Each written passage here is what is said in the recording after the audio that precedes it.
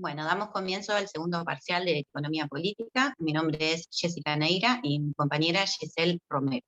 Giselle, ¿qué es el PBI? El PBI es el Producto Bruto Interno, que es el indicador económico que refleja el valor monetario de todos los bienes y servicios finales producidos por un país, en un periodo de tiempo determinado que generalmente es de un año. Mide el tamaño de la economía, es decir, la riqueza económica que tiene ese país.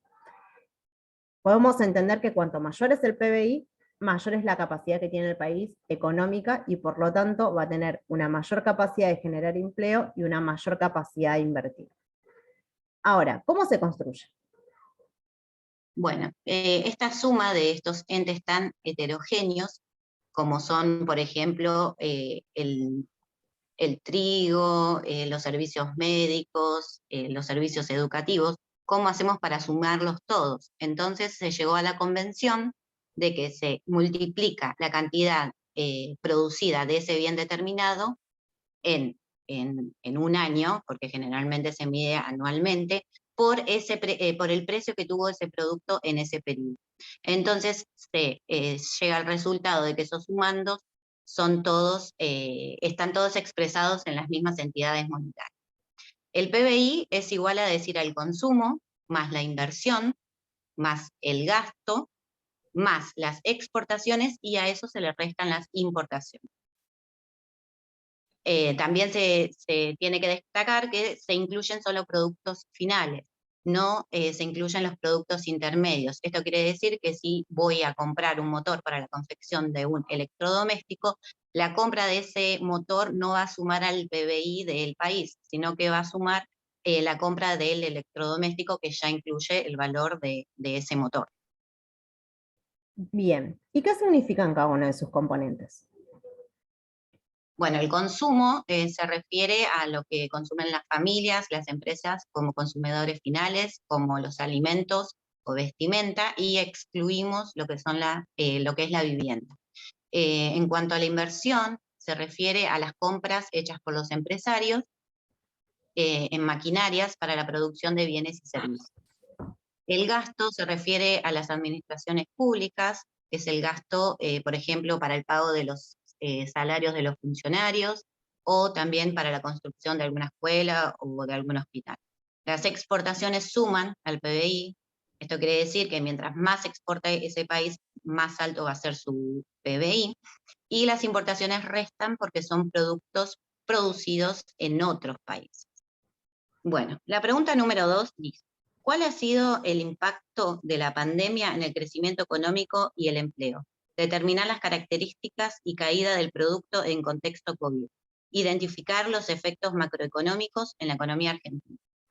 Bien, el impacto del empleo en pandemia fue que hubo una gran caída del empleo. Esa caída del empleo se puede atribuir a una caída histórica que hubo en las incorporaciones, ¿sí? No fue tanto el impacto que hubo con las desvinculaciones que tenían cada una de las empresas como lo que fue las incorporaciones. Esta caída histórica en incorporaciones hizo que consecuentemente cayera el mercado económico, el mercado laboral. Ahora, lo que hay que tener en cuenta es que también en pandemia regía una prohibición hacia los despidos y de doble indemnización en caso de que se dieran. Ahora, esto implicó que el mercado laboral formal se parara y se desviara en una constante caída de empleo. Ahora, para evitar los despidos, esta imposición de evitar despidos, lo que hizo fue traer como consecuencia que las empresas buscaran otra manera de desvincular a las personas. Entonces hubo una alta suba en la tasa de las suspensiones. Además, se puede ver cómo el crecimiento económico cayó por el impacto del COVID-19 y que lo que más repercutió negativamente fue en el consumo privado, la inversión y las exportaciones. Ahora, tenemos que destacar que esta crisis fue una de las peores crisis desde la Segunda Guerra Mundial, que fue una crisis de oferta y no de demanda, porque se dejaron de producir bienes y servicios, y de acuerdo a lo que hemos estudiado en clase, vamos a destacar que lo que es los tipos de recuperación, Argentina, los tipos de recuperación de BUL, Argentina se encuentra en la recuperación L, que sería la recuperación más lenta.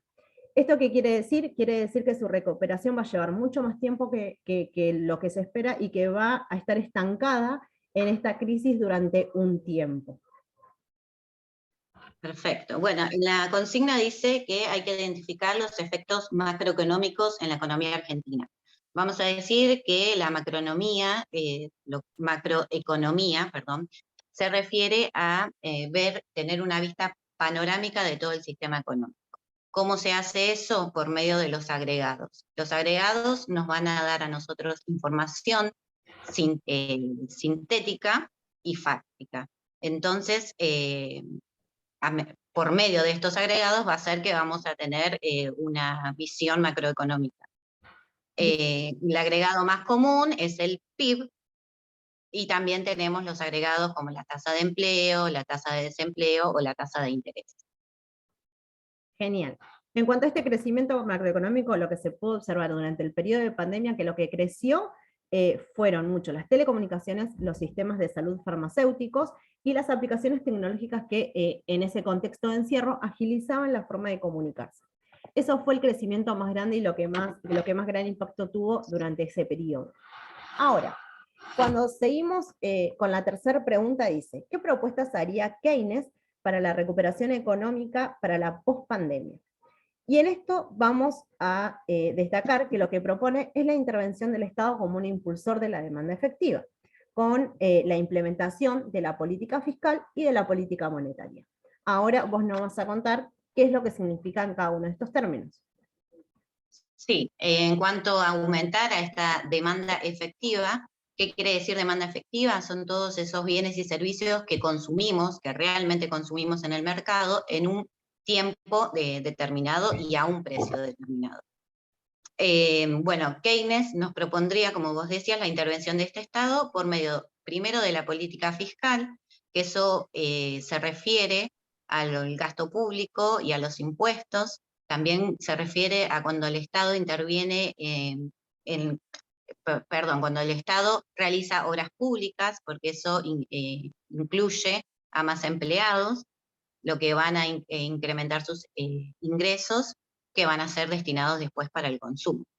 Keynes también propone que ese gasto público se aumente y que haya una mayor redistribución de este ingreso.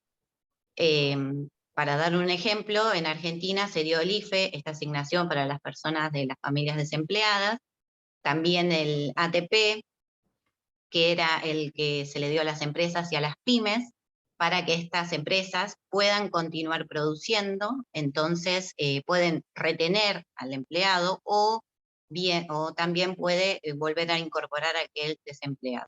La política monetaria, en cambio, hace referencia a la intervención del Estado, pero en la emisión de la moneda y del billete. ¿Para qué? Para retener la tasa de interés más baja, entonces los empresarios van a estar más dispuestos para invertir, lo que va a generar más producción y más trabajo. Bueno, la cuarta pregunta es, ¿cuáles son las 3 tesis sobre las que se asienta la interpretación monetarista de la inflación? Explique, según cada teoría, la inflación en Argentina en el periodo de marzo 2022 utilizando el informe del INDEC. Bien, de acuerdo a la teoría monetarista de la inflación, lo que podemos ver es que nos proponen 3 tesis o 3 interpretaciones a la hora de estudiarla. La primera es la causa de la inflación. La segunda son los objetivos de las políticas económicas y el tercero son los medios de la política económica. Ahora, cuando hablamos de la primera teoría, lo que podemos ver es que en esta tesis de causas de la inflación, se está relacionada con un exceso general de la demanda de los mercados de productos y servicios.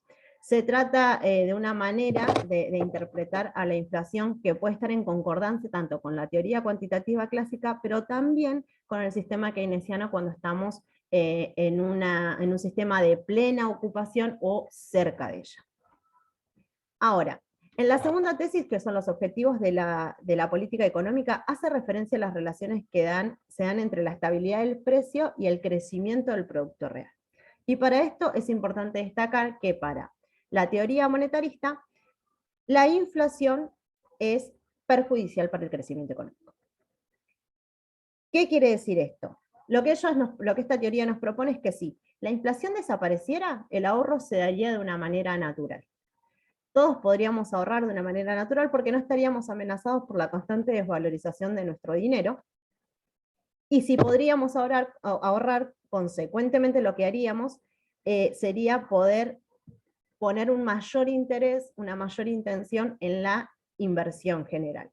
Entonces, con un aumento de ahorros que trae como consecuencia un crecimiento económico en la inversión, lo que hace es traernos como consecuencia este equilibrio que podría manifestarse un sistema económico pleno. Ahora, en la tercera tesis, en medio de los medios de la política económica, es entendido como un control de dinero considerado como un instrumento para alcanzar y mantener la estabilidad. ¿Qué quiere decir esto? Que no solo se van a tomar en cuenta las medidas que tome el Banco Central, sino también cómo el Estado influye en la oferta monetaria. ¿Qué quiere decir esto? ¿Cómo influye el Estado en esta oferta monetaria? Serían las acciones que tienen en cuenta el gobierno, las relaciones con los gastos públicos, ingresos fiscales, administración de la deuda pública, ajuste de balance de pago, etc. Ahora, vamos a dar ejemplos, como bien dijiste, con lo relacionado con el periodo de marzo del 2022. En cuanto a la primera tesis, cuando hablábamos de que podemos atribuir a que la inflación es debido a un exceso de demanda en los mercados de productos y servicios, vamos a poder observar que en el INDEC hubo una inflación del 23,6% en el 2022 en la educación. Esto se dio a raíz de los aumentos que se vieron observados en los servicios educativos de todos los niveles. Ahora, de acuerdo a la segunda tesis, podemos ver que en general hubo una inflación del 6,7%. Ahora, podemos pensar que de acuerdo a la segunda teoría, que si la inflación no existiera, se darían los ahorros y las inversiones para una economía plena. Podemos ver acá claramente cómo no existe esta posibilidad de que esto se dé. Si tenemos un aumento de una inflación del 6,7%, lo que nos pasa es que no podemos ahorrar. Acto consecuente no podemos invertir y es que nos encontramos en la crisis. Y de acuerdo a la tercera tesis de la política económica, podemos ver la intervención del Estado, por ejemplo, en los precios cuidados. Cómo el Estado hace un intento de frenar a esta inflación para poder sostener y se mete en influye en esta oferta monetaria. ¿Sí? Ahora vos nos vas a contar sobre la segunda teoría. Exactamente, la teoría estructuralista, que es la antítesis de lo que acabas de explicar. Primero, ¿por qué difieren en lo que es la causa de la inflación? No piensan que la causa sea el desequilibrio entre la oferta y la demanda, sino que esa causa está en los desajustes sectoriales de determinados productos. Entonces, la insuficiencia de esa oferta de esos productos se va a traducir en el aumento de los precios individuales, lo que va a influir en la producción de otros bienes y servicios, como así también en la tasa del salario real y del costo de vida. Un ejemplo, en este informe del INDEC de marzo nos dice que hubo un aumento de un 7,2% de los alimentos y de las bebidas no alcohólicas. Sabemos entonces que estos alimentos de primera necesidad van a influir, según esta tesis, en lo que es la producción de otros bienes y servicios y en la tasa del costo de vida. Segundo, ellos no creen que coincida el crecimiento con la estabilidad. Piensan que la inflación es necesaria, una parte extrema de ellos piensan que la inflación es necesaria para el crecimiento económico. Dice que el crecimiento económico siempre va a engañar la suba del valor de los precios. Bueno, tercer punto, también dicen que esta política monetaria no es suficiente para hacerle frente a lo que es la inflación y para lograr un equilibrio. Ellos se apoyan en lo que es la política cambiaria, la política crediticia y la política fiscal, como tres pilares para el crecimiento o para modificar esa producción. Bien, bueno, hasta aquí sería nuestro segundo parcial y estamos agradecidas por el espacio que nos han prestado.